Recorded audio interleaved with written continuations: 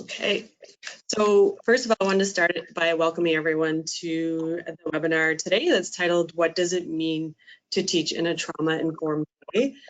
As you can probably see on your screen, my name is Trisha Zachariah, and I'm the Director of Programs and Education at PHE Canada. Also on the line, you may not see her or hear her, is a fellow PHE Canada staff member, Faye, supporting on the tech side. So today, my role is to introduce our presenter, as well as support the delivery of the webinar. I'd like to start by acknowledging the Algonquin Nation, whose traditional and unceded territory is where we are presenting this webinar from today. So this is the fifth webinar in the Teach Resiliency Education Series. Recordings of the previous webinars can be found on our Teach Resiliency website. And Teach Resiliency is a program of PHE Canada, and I'll provide a brief overview of that in a couple of minutes. So I just wanted to start with a few administrative items before we get moving along. So everyone will be muted, all the attendees will be muted throughout the presentation today. So most of you will be listening in via your computer's speaker system. But if you do prefer to join over the phone, if you select the option telephone in the audio pane, the dial-in information should be displayed for you. You will have the opportunity to submit questions to today's presenter by typing your questions into the questions section of the control panel. We encourage you to type your questions kind of as they arise or as you think of them. I'm going to be making note of the questions, and I'll ask them during the Q&A session that we'll have at the end of the webinar. So just moving on to a brief overview of, the last piece of administrative items that I wanted to share is after today's webinar, you will receive an email probably about 24 to 48 hours later with a link to the recording. So moving on to the slide you see there on the screen, for those of you that are not familiar with Teach Resiliency, it is an online portal that offers educators simple to use strategies and tools to assess resilience needs and provide resources to promote and enhance teacher and student mental health. It was developed in partnership with PHE Canada, Western University, and the Centre for Addiction and Mental Health. It's designed to develop, enhance, and support teacher competencies, enhance and support mental health literacy for teachers, offer effective and practical strategies to support child and youth resiliency and mental health, and finally offer effective and practical strategies to support teacher resiliency and wellness. So what you see on the screen are the 4 themes of the resources available on the site. Currently, we have approximately 180 resources in English and about 45 French resources. So the resources kind of range from podcasts to tip sheets to programs and much more. The resources are developed are kind of vetted by our team of educators, mental health professionals, and health and education leaders. They're curated according to guidelines that include if they're free or low of cost, evidence-based or promising practice, readily available to teachers, and if they're of high quality. So moving on to kind of a little bit of the backstory of today's webinar. The topic today, as we know, many of us know in education that trauma-informed approaches to education are not a new concept, but given the reality of the COVID-19 pandemic, they will become an essential approach as students heal, re-socialize, and adapt to new learning environments. In May, PHE Canada released Return to School Canadian Physical and Health Education Guidelines to assist with decision-making and implementation of health-promoting opportunities during class time and for physical activity before, throughout, and after the school day. The guidelines are rooted in a trauma-informed approach, and therefore we want to take the opportunity with the Teach Resiliency Education Series to provide more information to our stakeholders about this approach. So if you'd like to read the guidelines, you can access them at the link you see on the screen. So it's now my pleasure. I'm going to move on to introducing today's presenter.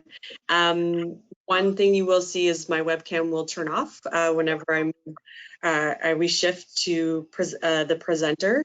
Final thing is to extend very much a lot of thanks to the cooperators for their support of the Teach Resiliency Education series. So our presenter today is Dr. Karen Bax, who's an assistant professor in the Faculty of Education at Western University.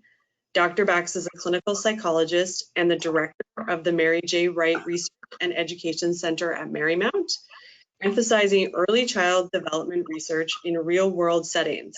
Dr. Bax is involved in research related to social emotional learning and self-regulation of children who have experienced adversity. So thank you, and just give us maybe 30 seconds and we'll switch controls, and Dr. Bax will get started.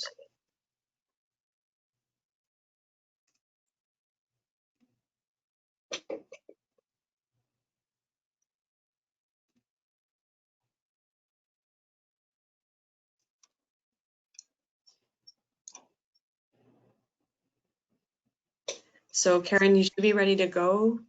Great. Thanks so much, Tricia, and thank you, Faye, who we can't see, but is going to help change the slides as we go along here today.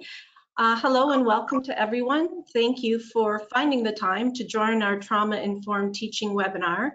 I'm really excited to be doing this webinar. I feel very passionate about having a trauma-informed approach in all that we do.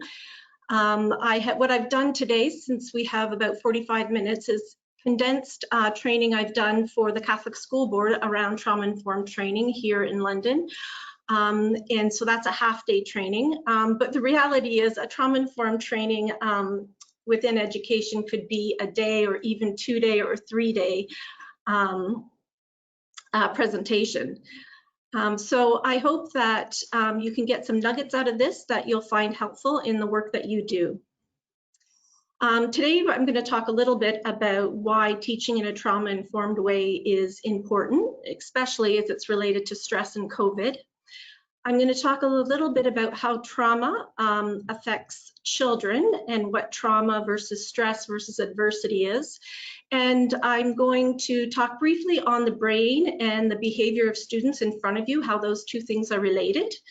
And finally, some practical strategies to teach resiliency. Next slide, please.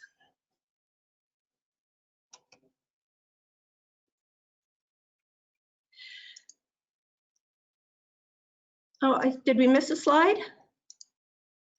It's why teach in a trauma-informed way. Awesome.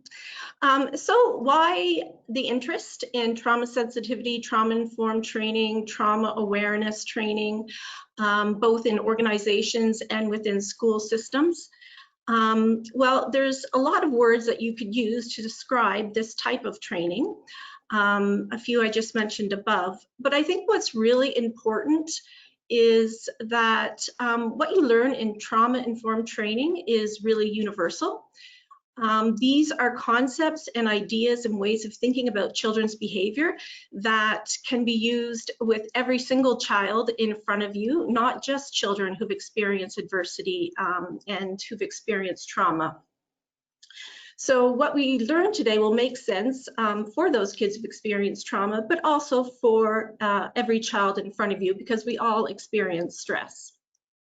Next slide, please. Trauma-informed training, trauma-sensitive training is really about resilience building. There are a lot of words we could use to describe this type of training, but I think what's important is that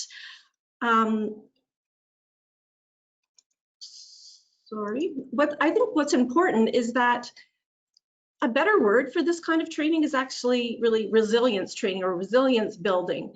It is a trauma-sensitive approach means taking a resiliency promoting approach in which we create a safe and respectful environment where secure, caring relationships with adults and peers can be fostered.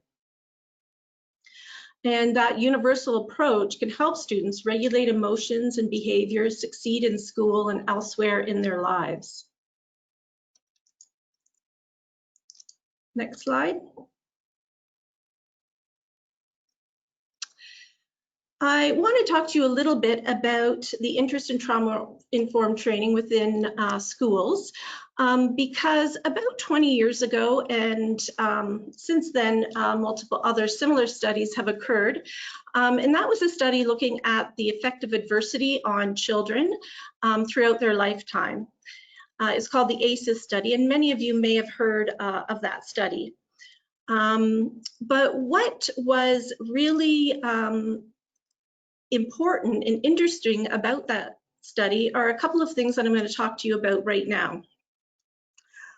First of all, we know that stress impairs the development of self-regulation in children.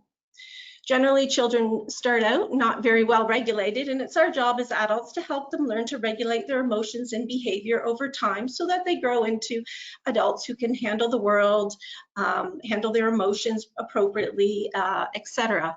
But children who experience a lot of stress have a lot of trouble doing that. The other part that's important to understand is that the more stressors a child experiences, the greater the impact. And in the ACEs study, this was realized. They looked at number of ACEs the child had experienced and what mental health or health outcomes occurred in their lifetime. And what they found was the greater the number of stressors, the bigger the negative impact on children. We know that stress interferes with learning. Children come to school to learn, but unfortunately, they bring their stress and their adversity or their trauma with them. They don't leave it at their home.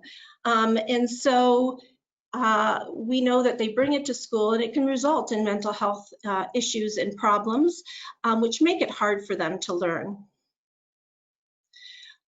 We also know from these studies and subsequent studies after the ACEs study that children with multiple stressors, so children who within their life are dealing with a number of different stressors or traumas, that it can begin to affect their neurodevelopment. That means how their brain is connected. And that is really important because that can have longer term impacts on children and the things they do in their life and how they feel. And then finally, something we've known even before the ACEs study, but we realize now how important it really is for every stressor, is that adult support is protective for any child. So having a close, caring adult at times in their lives, no matter the trauma or adversity, is really a protective factor for children. Next slide. So why are these trauma-sensitive classrooms or schools needed? Well, children bring their experience of trauma and toxic stress to the school system. And I'm going to talk a bit about the differentiation between trauma, toxic stress, et cetera, in a minute. We know it's not so much the actual event that occurs for a child, but about the effect that that trauma or that adversity can have on a child. So understanding children who've experienced adversity and trauma can be really helpful in terms of helping children learn based on what they need. And a trauma-informed approach, as I said earlier, is a universal approach. So even though we don't necessarily know which children have experienced trauma or adversity, they could look like any other children in front of you. The trauma-informed approach, being a universal approach, can be helpful for all children. Finally, studies done that have looked at the impact of trauma-informed approach and social-emotional learning in the classroom have consistently found that there's a reduction in time spent on behavioral management for educators. And they've also found that what then occurs is they have an increased teaching and learning time. Next slide. So adverse events. What kind of adverse events are children experiencing? These are some of the adverse events that were asked about in the ACEs study. I've added experiencing the COVID-19 pandemic, since we are going to be talking about that. But I am sure that if I asked you to share some other stress and adverse events that students experience, we could add to this list without a doubt. Bullying, having a parent in the military in a way or in an unsafe zone. There's lots of different things we could add there. And so although these are all adverse events that children might share or might have experienced, remember, as I said earlier, kind of the more they experience, the likely the negative outcome will be much stronger. And that's why you see these areas all connected. So there could be a child whose home experienced the COVID-19 pandemic, where their parents have lost their job and they have greater exposure to poverty. They may also be living in a home that the parents can no longer afford, so they will not have stable housing, have had to move. So all of these types of stressors can add up. The ACEs study showed that the probability of outcomes of children who had experienced adverse events in childhood really had a huge impact. And I'm just showing this study because I think researchers at the time, and even now, were very surprised at how much this adversity can affect children. And at both health, you can see heart disease, and I just put a few up here, IV drug use, but the attempted suicide. So for children who've experienced no adversity, reported no adversity, 1 in 96 reported attempting suicide. That jumps to 1 in 5 attempts for suicide for children who've experienced 4 or more adverse events in their lifetime. That's a pretty large increase. Next slide. We also know that having trauma-informed schools are really important because in these studies and in studies subsequently, they've looked at how stressors and adversity affect children in school. And what they've found is that it's negatively associated with school engagement. So kids who've experienced a lot of stressors are less engaged in school, as are their families. Kind of makes sense. Positively associated with repeating a grade or being on a individual education plan, so specialized plan. Children with more stressors in their lives or adversity tend to become suspended or expelled more often. And they also consistently have standardized achievement scores that are lower than those children with less stressors. So pretty impactful. And the next slide just gives you a sense of how it affects mental health for children, the children that you see every day. So children with 3 or more,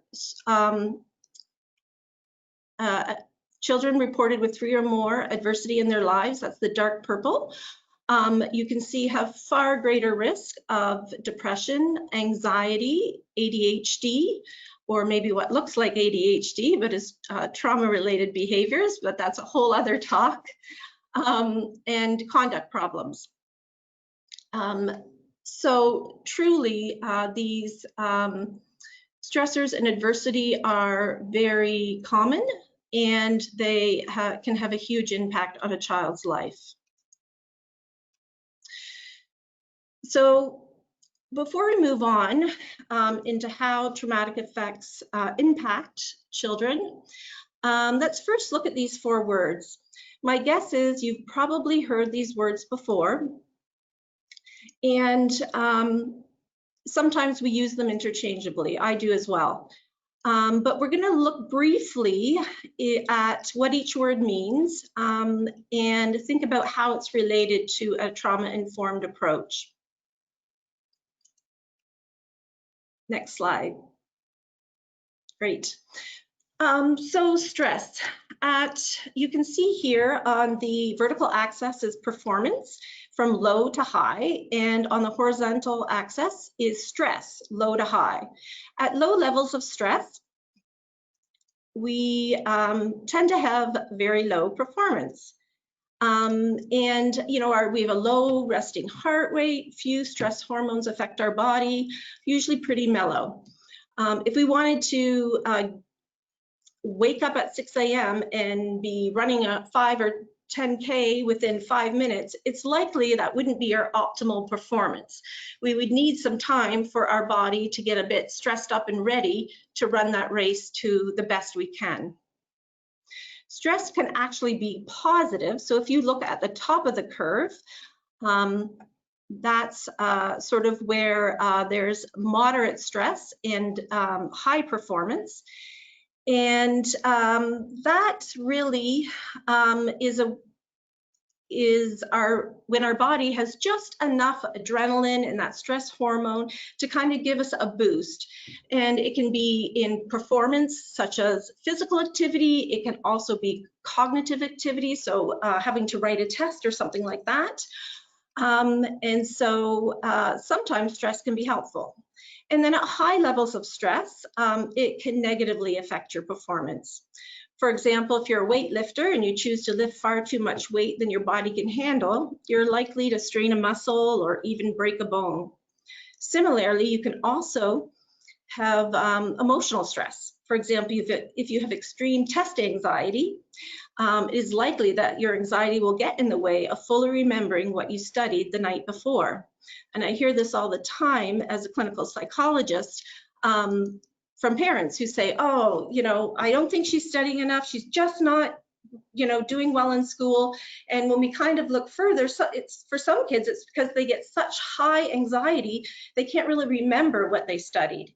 And that makes sense, given what we know about the brain and stress and what I'm going to tell you later on. So keep that thought in mind.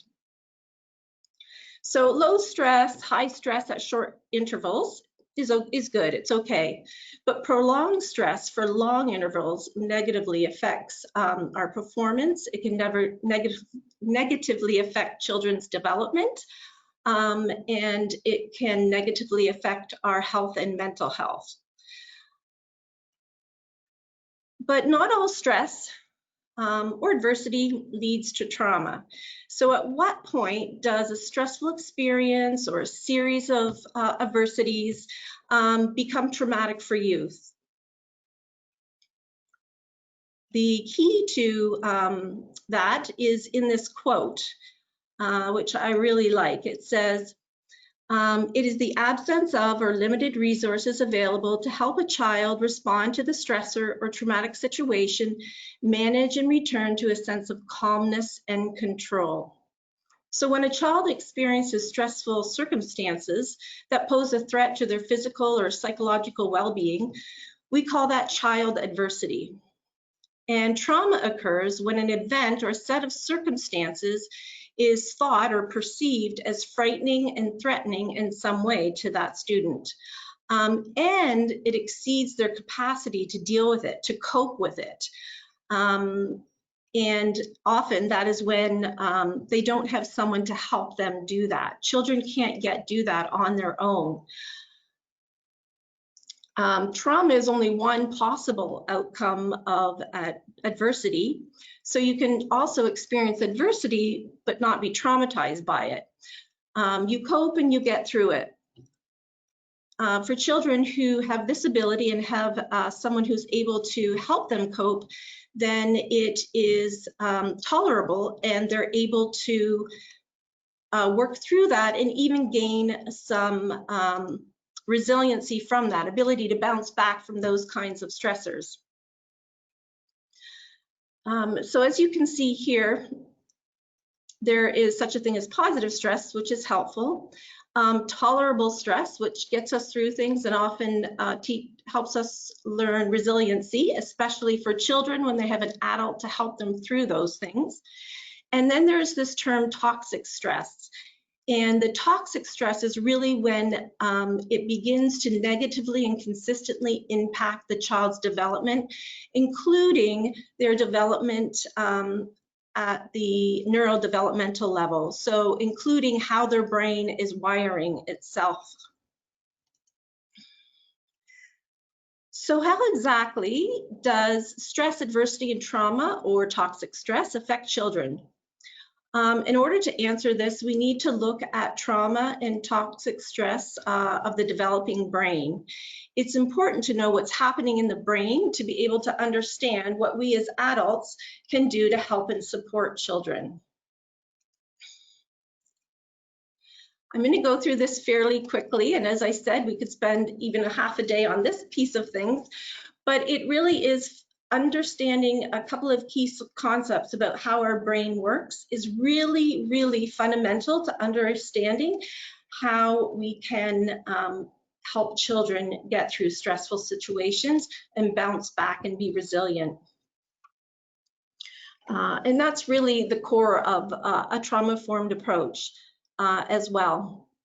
Okay, so I'm going to talk about the amygdala, the hippocampus, and the prefrontal cortex. One thing I want you to know is that the hippocampus and the amygdala, and I'll tell you what they do in a minute, are part of what we call the downstairs brain. I think that was coined by Dan Siegel. And it's our survival brain. It's the first part of our brain to become developed. So our brain, if you can see, our brain develops from the bottom up. The last part to develop is here in the front of our forehead, which is the prefrontal cortex. And the amygdala and the hippocampus are part of our survival brain. So things happen automatically there that we don't need to think about and use our prefrontal cortex for. For example, regular heart rate or breathing. We don't think, I need to breathe again. Oh, I should breathe again. It just happens automatically because it's part of the survival piece of our brain, or the downstairs part of our brain. We share that part of the brain similarly with animals. So what does the amygdala do? The amygdala is a guard dog, and it's really sensitive to intense emotions. It creates and maintains stress, fear, anxiety that responds. It does this because it wants to protect us, because it's part of that early brain development. And it wants to protect us when we are in danger. When the amygdala in our brain gets activated, we generally go through three responses. It's either, and you've probably heard these before, fight, flight, or freeze. Your amygdala serves as like an alarm system, a guard dog, and it scans for danger and goes off when it senses danger. For example, if I'm about to cross the street at a corner and I look both ways and put my foot to go over the curb, and all of a sudden a car rounds the corner, and as I'm about to go on the street, you know, you can imagine what I would likely do. I would probably pull away quickly, maybe even fall back. I would recognize that my heart was pounding, and maybe I would be sweating, and I would have fear and anger probably as my emotions.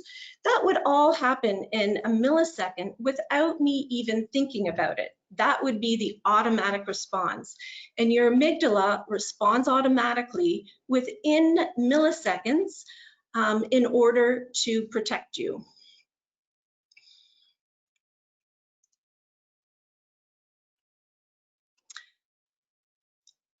Next slide.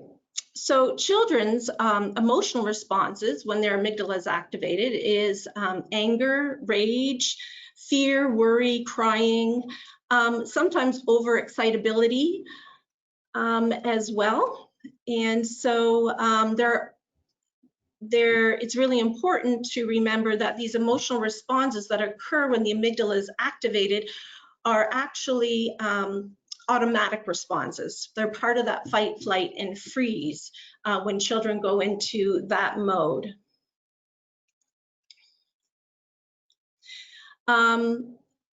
When when the amygdala is activated, when the guard dog is barking really, really loud for children, the body's response when the amygdala is activated are a whole slew of possible different reactions, but some of them definitely happen for every person.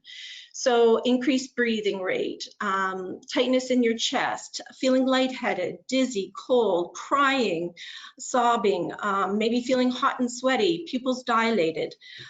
This is our body's way through the different hormones and neurotransmitters in our body to get us ready for fight, flight, and freeze. So this is what happens. Next slide. So I invite you to consider for a minute what you think you might see in your classroom if a child's amygdala is activated. If they were going into fight, flight, or freeze mode, what might you see in your classroom? I'll give you an example, a trauma example. When I worked in the justice system, where a very, very high proportion of youth have experienced trauma, I worked with a little guy who lived in a family with family violence, and that was, let's see, he lived there about 10 years. I think he was 12 at the time. Anyway, he was playing basketball in the school playground and got elbowed.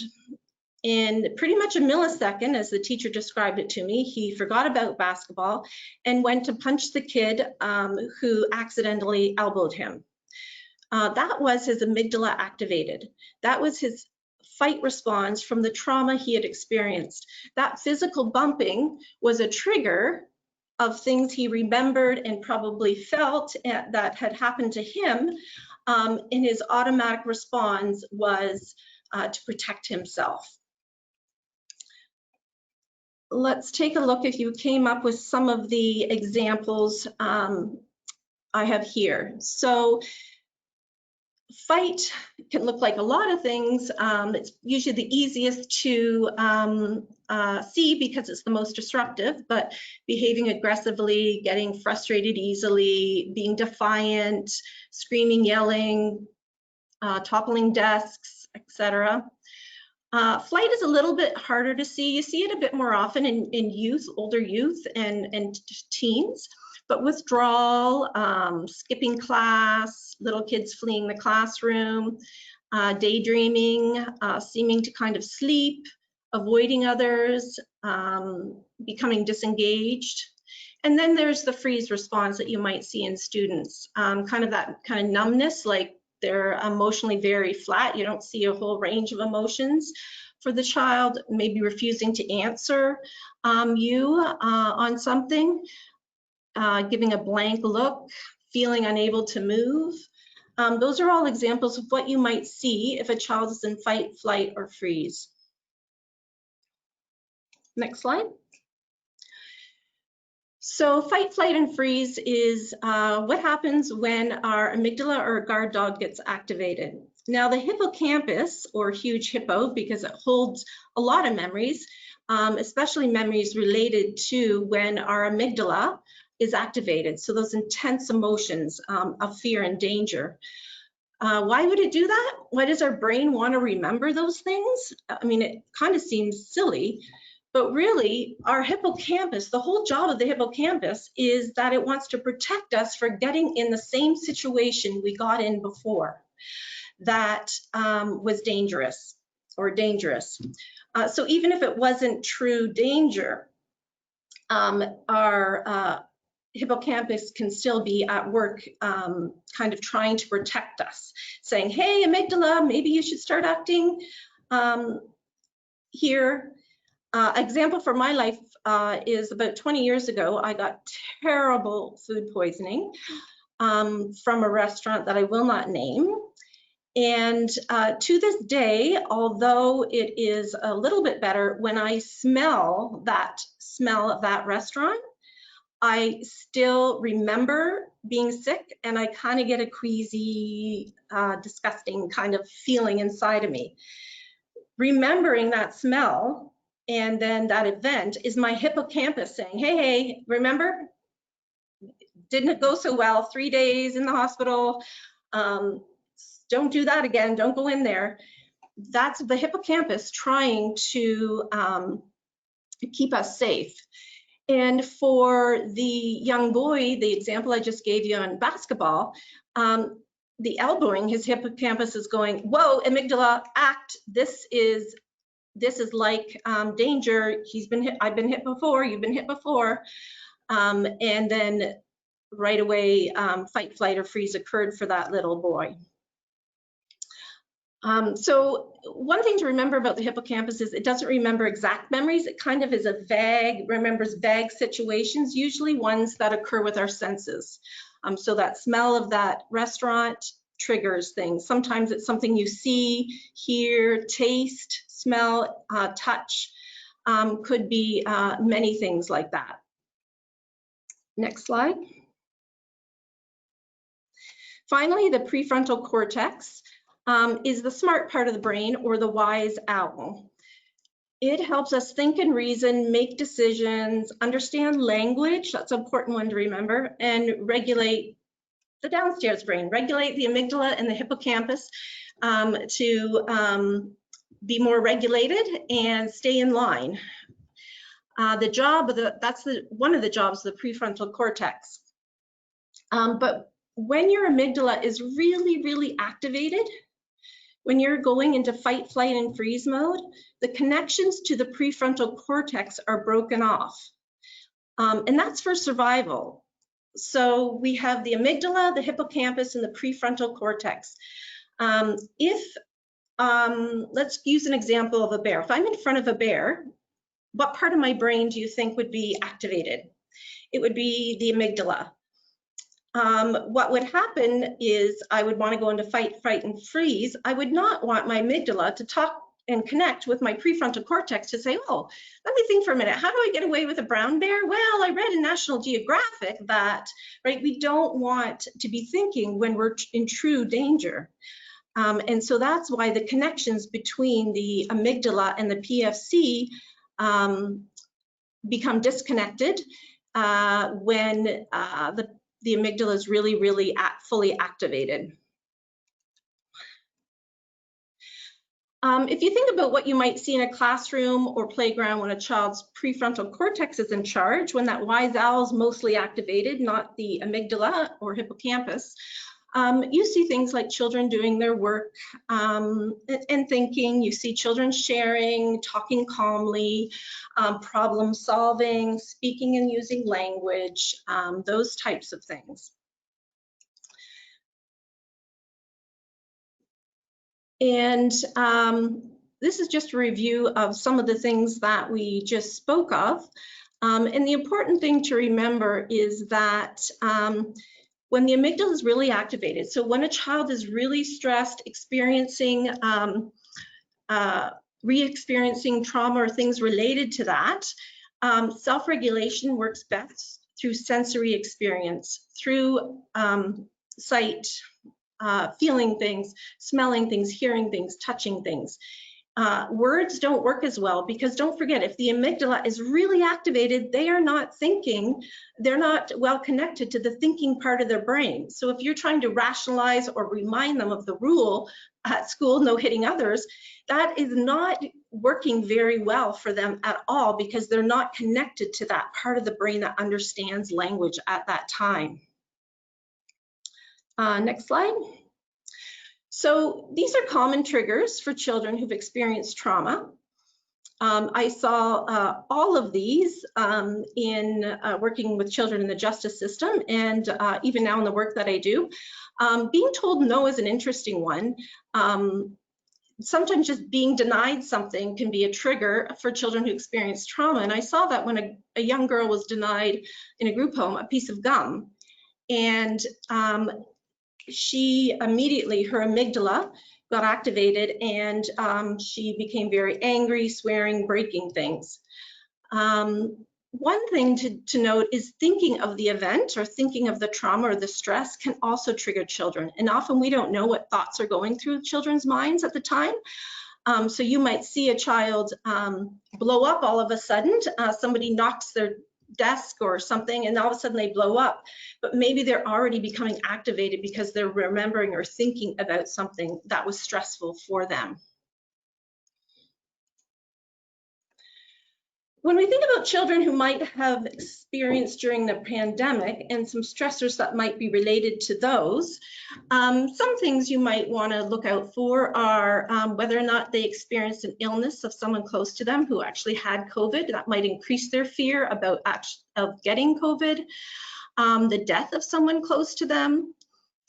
We know even from preliminary surveys that children in homes where there's abuse and neglect are likely being much subjected to that much more because they are home 24/7 with their parents who also are dysregulated people and struggling.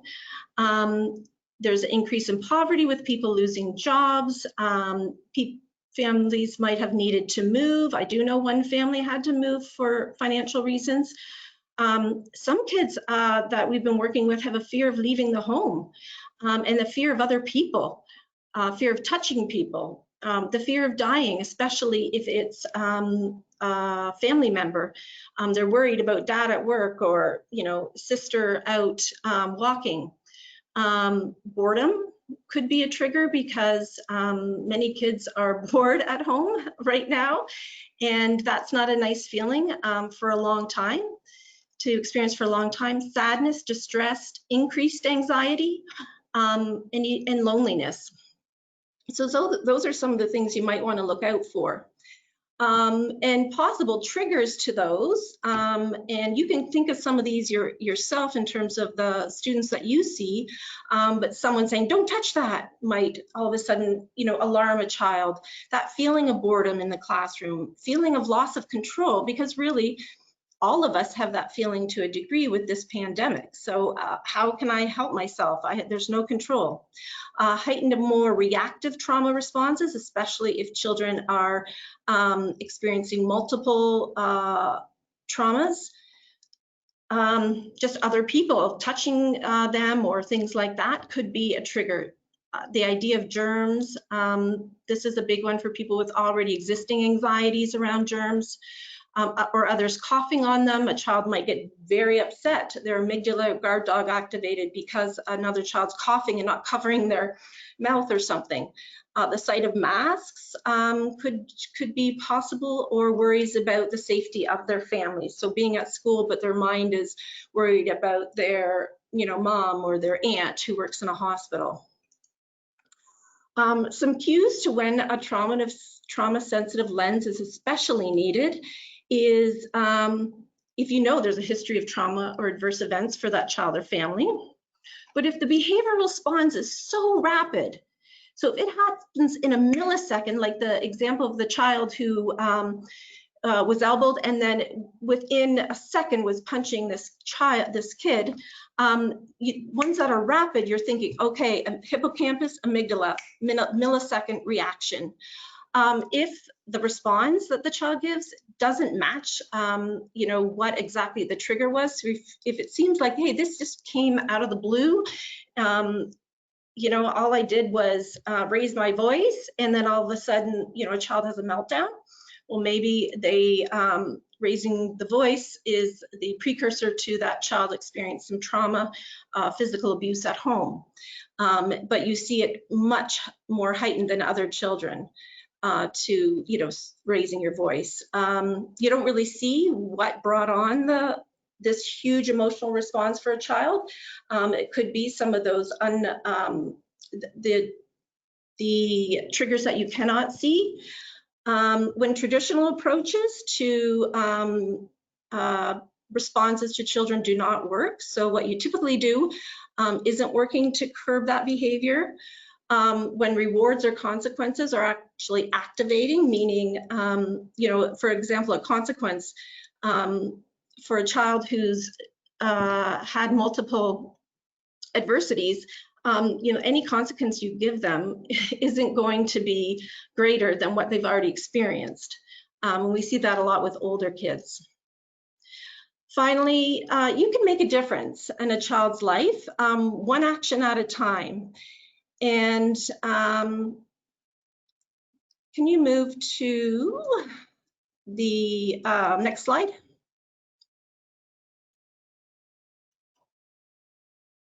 Awesome. Because the more often an experience is repeated, the stronger the connection in the brain.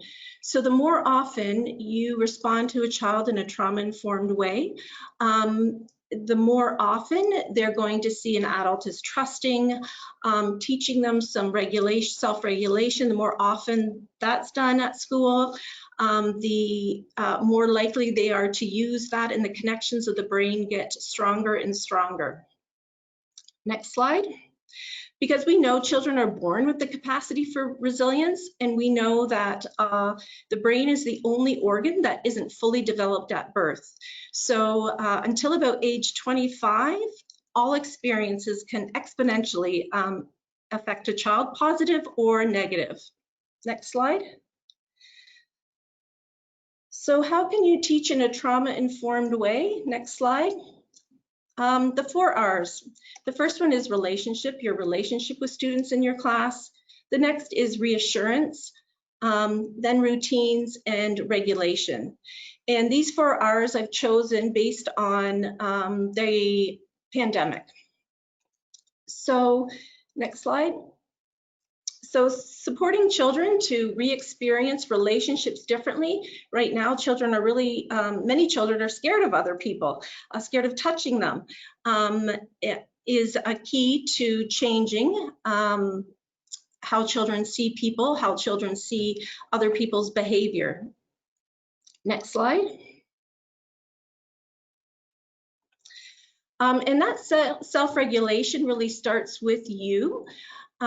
So your relationship with the child is really important, because in order to teach them self-regulation and coping and resilience, you need to be able to monitor that. It's kind of like, you know, whatever we serve kids, like a tennis ball, they usually return to us. So if we serve anger and raised voices or yelling, they're likely to respond that way. If we serve a calm approach, helping them self-regulate before talking to them, getting their amygdala down, we're more likely to get that back. Next slide.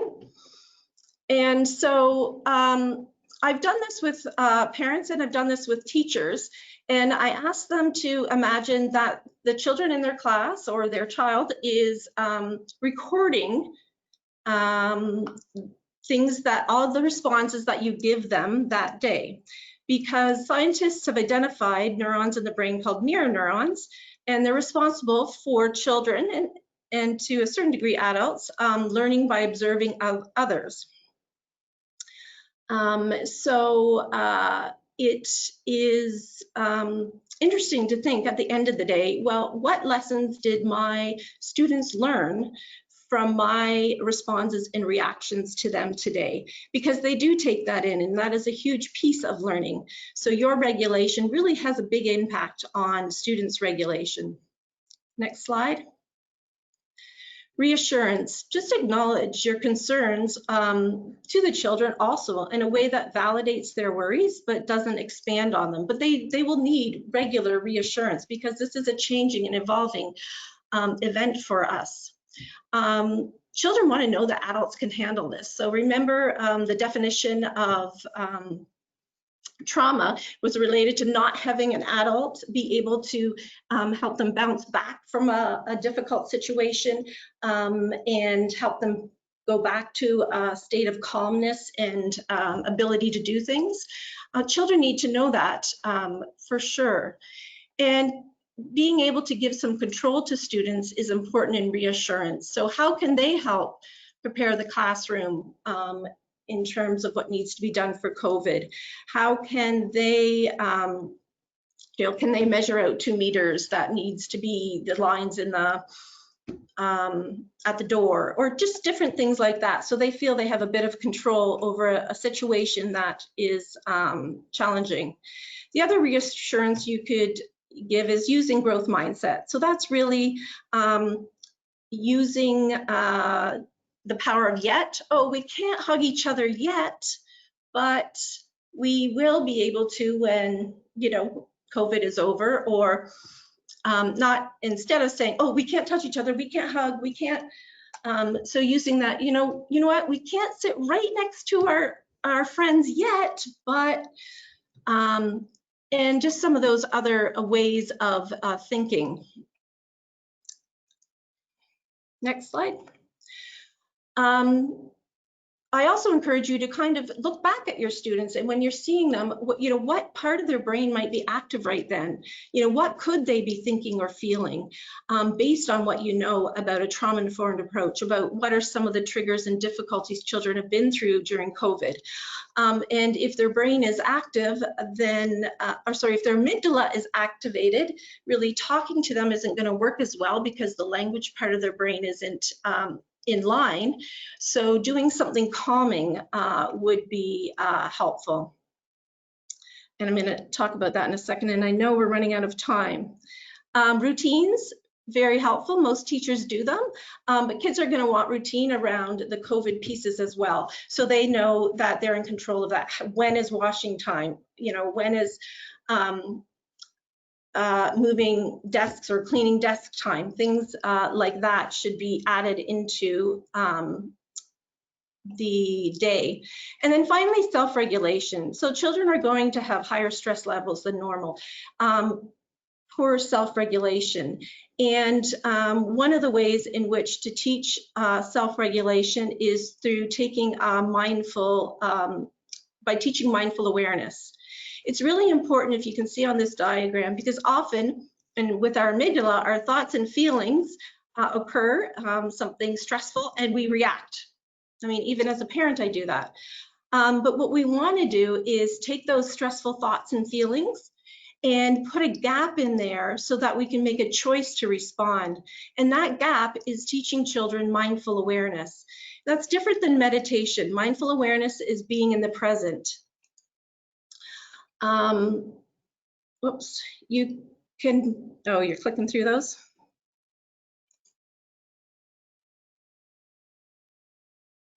You can click through this one. This is similar to what I just said. Okay, there are many different ways to teach mindful awareness. One staple that many teachers find helpful is the chime. It's really focusing children using their senses to listen to the sound of the chime. It lasts less than a minute. But if you're focused on only one thing, then you give your mind a break, and it's a great way to transition children to the next thing and to get their mind off of, I mean, if you're thinking about the chime, you can't be worrying about COVID. So it gives your mind that little break, and it also helps to bring your amygdala down. Breathing buddies, so learning deep breathing is another important one. You can really use any of the 5 senses as a way to teach mindful awareness. So what does it smell like, feel like? What does it sound like? You can use many different things in the environment for teaching children and getting them to kind of give their mind a break from all the busyness that's going on in there and all the thoughts and feelings. And really breathing is, I mean, it's colloquial to say, oh, take a deep breath. But through much research, we found that breathing really helps to calm our bodies. It really helps to calm the amygdala, because we often get, our breath often becomes, the amount of oxygen and carbon dioxide become unbalanced. And so breathing helps make our amygdala become a bit calmer, so we can use the smart part of our brain to make good decisions about what we're doing. And the wonderful thing about the brain is that, the wonderful thing about mindful breathing, and it can be 3 deep breaths, there's many different ways to teach that, is that it's always with you. So no matter where you are with your students, you can teach, you can take some deep breaths, and it's always in the present. Your breathing is, you don't breathe in the past or the future, you're breathing in the present. So you can teach, hot chocolate. Let's all take 3 breaths and blow our hot chocolate, our pretend hot chocolate with all those marshmallows, just things like that. And what this does is help the amygdala become less activated so that children are better able to use their PFC to think and make good choices. Another thing that you can do is mindful tag to reinforce some of these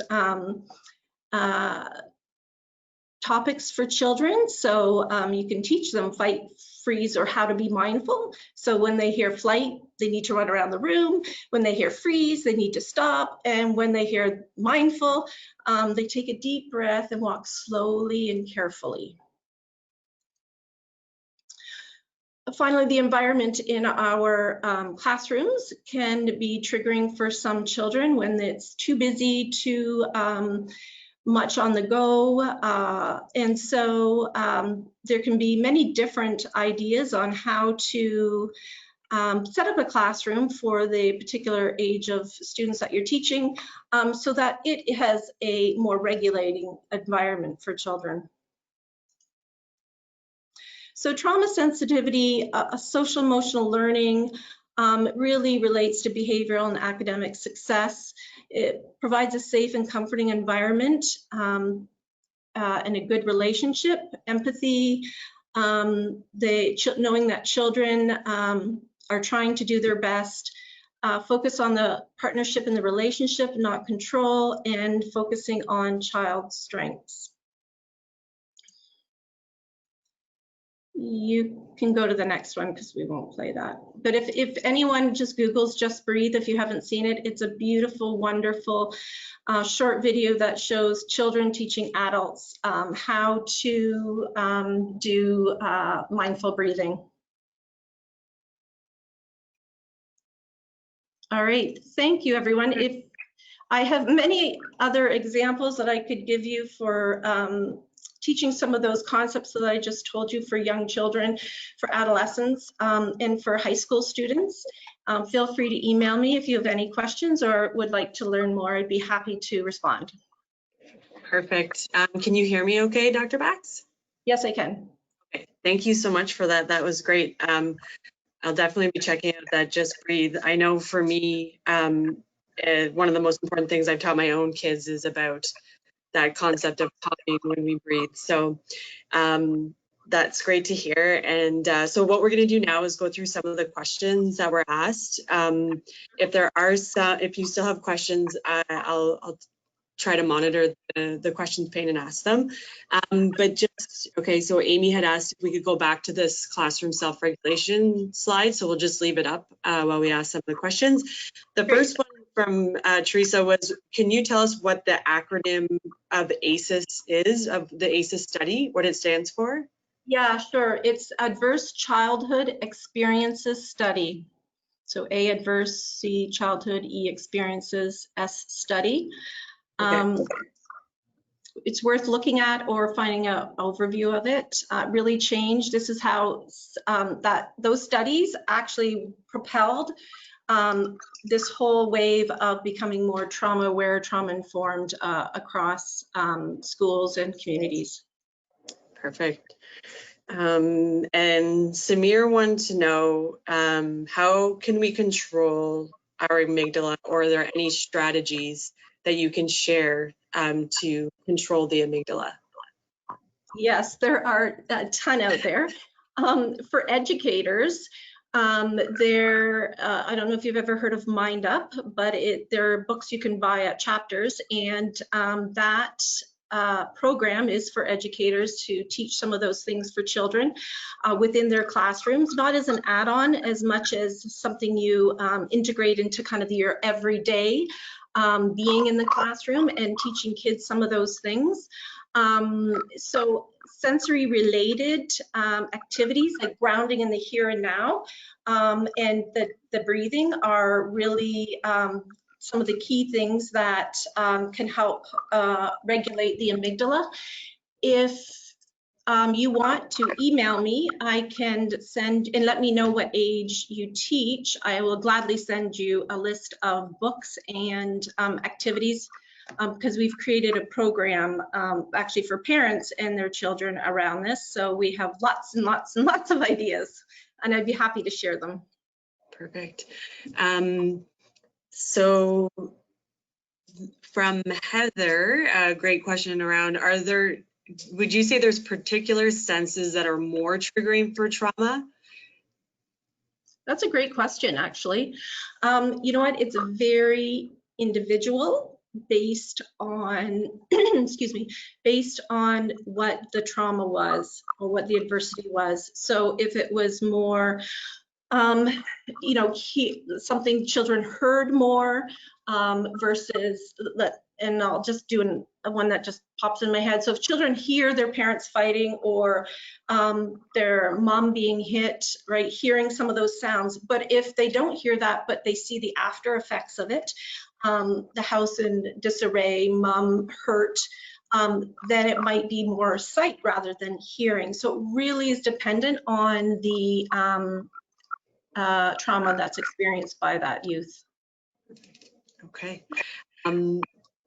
And Brenda has a question. Does removing all stressors not have a negative impact on child development as well? So I think it just, if you remove everything, you know, how do they learn to manage their resilience? Absolutely.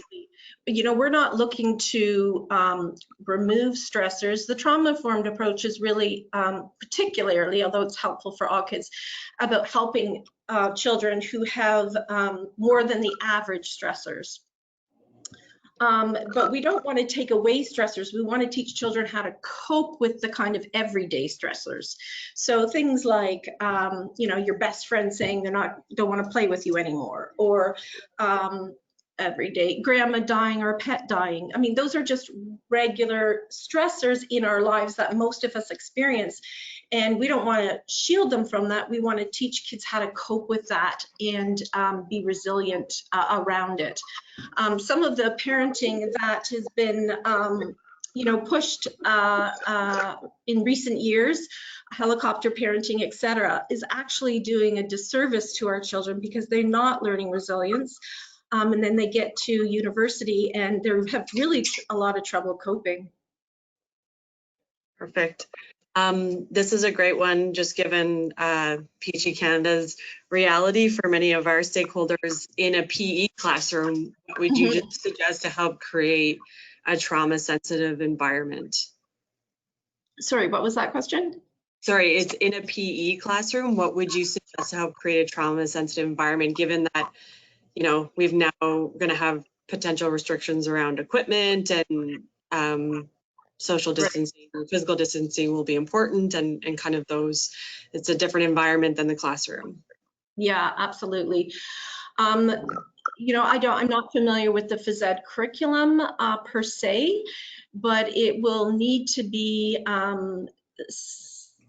something where children feel that there isn't that risk of, you know, whatever they might be. So if, you know, they're not allowed to touch other kids. It needs to be an environment where you acknowledge, okay, you know what, we know that right now in our classrooms, we're not to be touching other people. And so in gym, although we often do that through sport and other games we play, you know, we're going to do things differently. So reassure them at the beginning that things are going to look a little bit different. And then, you know, what you're teaching has to, or what you're teaching them in phys ed has to follow that as well. And, you know, it's a great opportunity for teaching resiliency, because if a child bumps into another child, then you could say, okay, you know, and teach them, okay, what do we do here? Right, let's just, you know, go wash our hands and, you know, carry on. So it's not the end of the world. It's not, you know, we can cope with this. This is what we're going to do. You have those opportunities as well. I don't know if that's helpful, but because I just don't really know phys ed very well. Perfect. Yeah, it's definitely going to be an interesting protocol, and yeah, there's many provinces that still don't know what it will look like. Yeah, including yeah. You know what? One thing though is certainly taking kids outside as much as can be for like having as much room as possible. So phys ed might lean towards teaching in that way a bit better. Now, someone wanted to know if you would suggest, like in a phys ed environment, music is very a very common place in, you know, given going back to this new type of learning environment. Would you say music would be okay? Music, yeah. I mean, certainly, generally soothing music can be very calming. You can use music as a transition, so children can listen to the song and not say anything until it's over. That keeps their mind on one thing, one calming thing, and then they're not thinking about other things. For the most part, music can be, yeah, a really nice way to kind of bring the amygdala down, especially if it's a calming type of music. Yeah.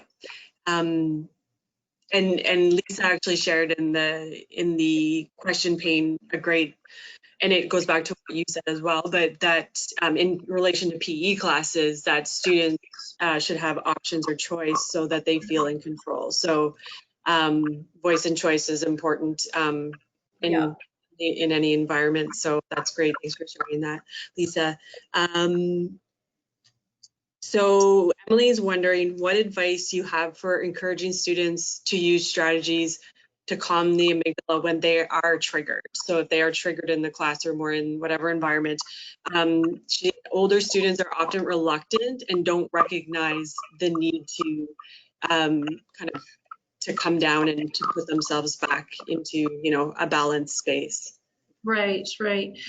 So one of the things that we do in our parent and child program and also in the Mind Up program is that you teach children some of these concepts. So you teach them about the amygdala, the hippocampus, and the prefrontal cortex. Kindergarten children, in the study that we're doing here in London, we have a whole school board, K to 3, implementing Mind Up, and we are evaluating it. And children as young as kindergarten can understand what a guard dog does and when their wise owl is in charge. So teaching them that can be one way, because if they understand how their brains work, then what you are teaching them in terms of how to calm down helps. You know, I love the story of one of the educators who we're evaluating Mind Up with, said that she was so thrilled about 4 months into using this language and teaching it, that one of the kids came in and said, you know, Mrs. Smith, my guard dog was really acting up out there at recess. I had to stand against the wall for 2 minutes. So, you know, children understand that. They understand, and what's also nice about that language is it externalizes the child's behavior a little bit. So they're not bad. It's their amygdala acting up, right? It's that guard dog. And then the teacher replied, well, you know, what did you do?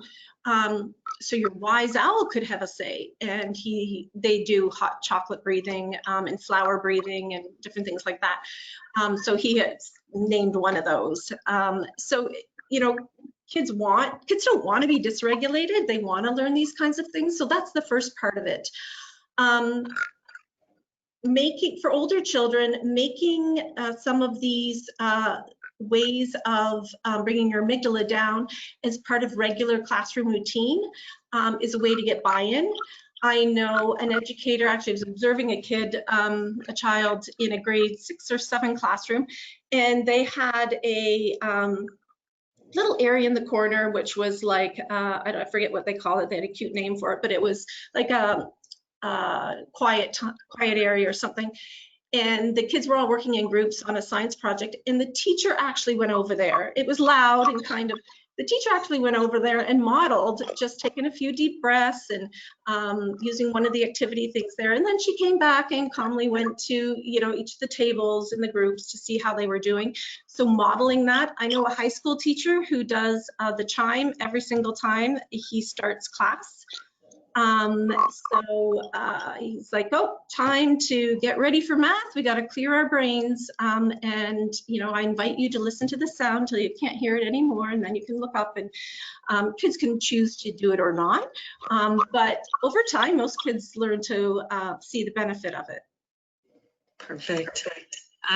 So I think this will probably be the last question. It's actually from me. It's a little bit of a loaded question, but at the start of your presentation, you said that stress interferes with learning.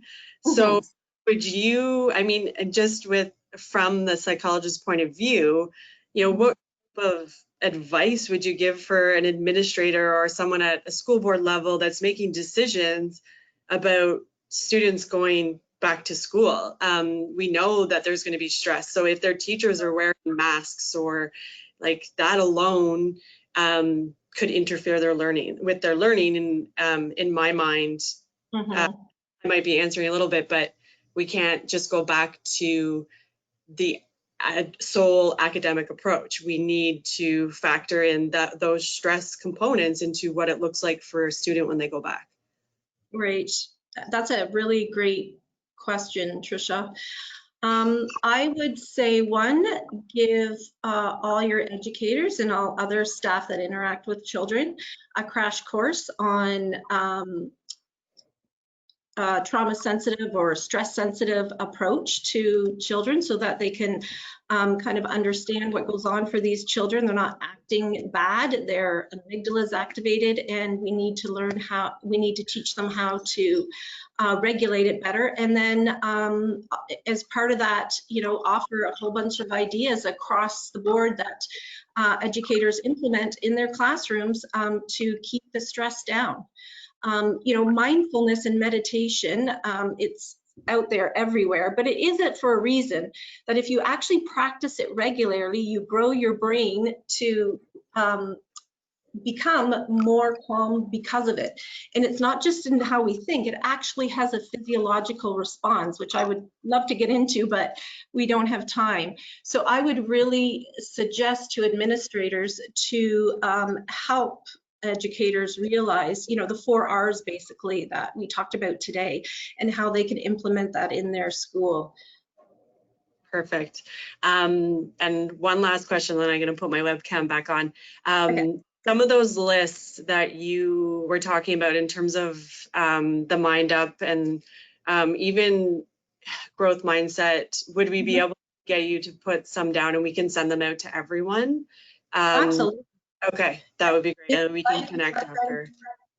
Yeah, books on that, and a number of different games and practices you can put in place with the classrooms. And we actually use those mascots for the guard dog. They're just those little tie beanie baby things. And I know high school teachers who actually have them on their desk, who've been implementing Mind Up and things. So, you know, there's different creative ways you can come up with helping children understand some of this stuff, and then teaching them how to grow that resiliency. Perfect. Yeah, that would be great. Because I know I was writing notes around, you know, what resources are best for growth mindset or mindful awareness. Those types of, I think, would really benefit the attendees today. So sure, I'd love to do that. Yeah, so thank you so much. Is there anything else that you'd like to add? No, just thank you for your attention. I'm sorry it was so rushed. I really feel passionate about this topic, and it's hard to condense it, but I would love to hear from you if you have any questions at all. Perfect. Yeah, well, we want to extend a really huge thank you to you. Just looking at our time, it's obvious that it's a passionate topic, and we've gone over, but thank you for everyone who stayed on, and just really important now more than ever. So Dr. Bax did share her email there. If you have any other questions that might be related to teach resiliency or PHE Canada, you can feel free to email us at info@phecanada.ca. And as I did mention at the start of the webinar, we will follow up within 24 to 48 hours with the recording of the webinar. And we'll also have a short survey. It's no less than or no more than 5 minutes to complete. Just a couple of questions about the webinar today, and we will try to include some of those resources from Dr. Bax, and if we don't in that time, we'll be sure we have everyone's emails. We can send it out that way. And then finally, if you did want to receive information about upcoming webinars, you can sign up for PHE Canada's monthly newsletter that we send out, and that's can be found at the link www.phecanada.ca, and that's /user/register and /free. I think Faye was going to put the link in the chat. I'm not sure if it'll be there, but if it's not, you can always email us. I'm just checking. Yep, so it's there in the chat if you do not have it. And so, yeah, on that note, just one final thank you, Dr. Bax. It was great to have you today. Thank you to everyone for joining us, and have a great rest of your day. Bye-bye. Bye.